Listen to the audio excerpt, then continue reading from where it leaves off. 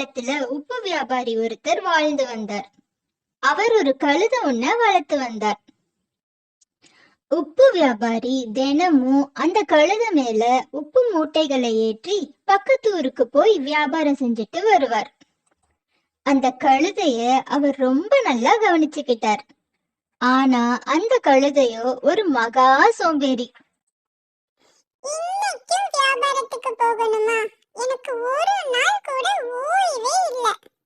தினமும் இந்த உப்பு மூட்டைகளை சுமந்துக்கிட்டு பக்கத்து ஊரு போயிட்டு வரதுக்குள்ள எனக்கு ரொம்ப அசதியாயிடுது. போகிற வழியில ஒரு ஆறு ஒண்ணு இருந்தது. அந்த ஆற்றை கடந்துதான் ஊருக்குள்ள போக முடியும்.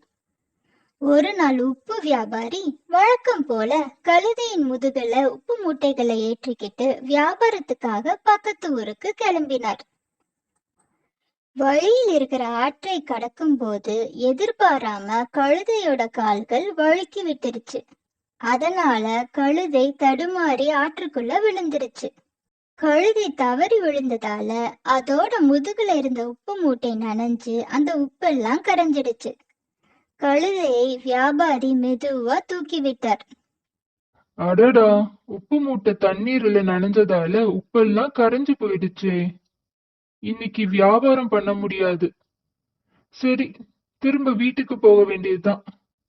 ஆனா நல்ல வேலை, நம்ம கழுதைக்கு ஒன்னும் ஆகல. அது வரைக்கும் சந்தோஷம். உப்பு தண்ணீர்ல கரைஞ்சதுனால கழுதை முதுகுல இருந்த உப்பு மூட்டை வெறும் சாக்கு போல இருந்துச்சு. முதுகுல சுமை இல்லாததால கழுதை ரொம்ப சந்தோஷப்பட்டுச்சு.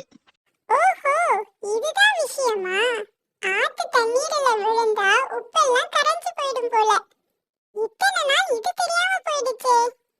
வியாபாரி வருத்தத்தோட கழுதையை கூட்டிட்டு திரும்ப வீட்டுக்கு போனார். அடுத்த நாள் வியாபாரி வழக்கம் போல கழுதை மேல உப்பு மூட்டைகளை ஏற்றிக்கிட்டு வியாபாரத்துக்கு கிளம்பினாரு. நேத்து ஏற்பட்ட நஷ்டத்தை இன்னைக்காவது நம்ம ஈடுகட்டணும். கழுதை முதுகுல இருந்த உப்பு மூட்டை கழுதைக்கு ரொம்ப கனமா இருந்துச்சு. அது மெல்ல நடந்து ஆறு கிட்ட வந்துச்சு. திடீர்னு அதுக்கு முந்தைய நாள் நடந்தது ஞாபகம் வரவும் கால் தடுமாறுவது போல நடிச்சு ஆற்றுக்குள்ள திரும்ப விழுந்துடுச்சு. அடுத்த நிமிடம் கழுதை முதுகுல இருந்த உப்பு தண்ணீர்ல கரைஞ்சிடுச்சு. அன்னைக்கும் கழுதைக்கு முதுகுல சுமை இல்லாம போயிடுச்சு. கழுதை தன்னோட தந்திரத்தால தொடர்ந்து இதையே செஞ்சுட்டு வந்துச்சு. அதனால தினமும் வியாபாரத்துக்கு போக முடியாம வியாபாரி ரொம்ப கஷ்டப்பட்டார். இது தொடர்ந்து நடக்கவே வியாபாரிக்கு மெல்ல மெல்ல இந்த கழுதையோட தந்திரம் புரிய ஆரம்பிச்சிச்சு. இதுக்கு ஒரு நல்ல பாடம் கற்பிக்கணும்னு முடிவு பண்ணார். ஒரு நாள் காலையில வியாபாரி கழுதை மேல உப்பு மூட்டைகளுக்கு பதிலா பஞ்சு நிறைந்த ஒரு சாக்கு மூட்டையை ஏற்றினார். கழுதை வழக்கம் போல ஆறு கிட்ட போனதுக்கு அப்புறம் கால் தடுமாற மாதிரி நடிச்சு தண்ணிக்குள்ள விழுந்துடுச்சு.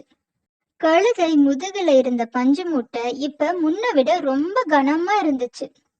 இவ்வளவு கனமா இருக்கே, ஒரு அடி கூட எடுத்து வைக்க முடியல.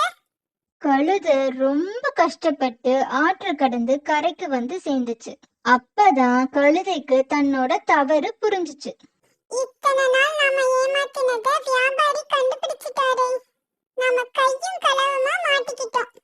என்ன நினைச்சா எனக்கே ரொம்ப வெக்கமா இருக்கு. இனிமேலாவது நாம நேர்மையா நடக்கணும். இந்த கதையிலிருந்து நம்ம என்ன தெரிஞ்சுக்கிட்டோம்? எப்பவும் நாம யாரையும் ஏமாத்த நினைக்க கூடாது. அப்படி ஏமாற்றினா கண்டிப்பா ஒரு நாள் நாம மாட்டிப்போம். அதற்கான தண்டனையும் நமக்கு கிடைக்கும். கதை முடிஞ்சிருச்சு. கத்திரிக்காய் காய்ச்சிடுச்சு.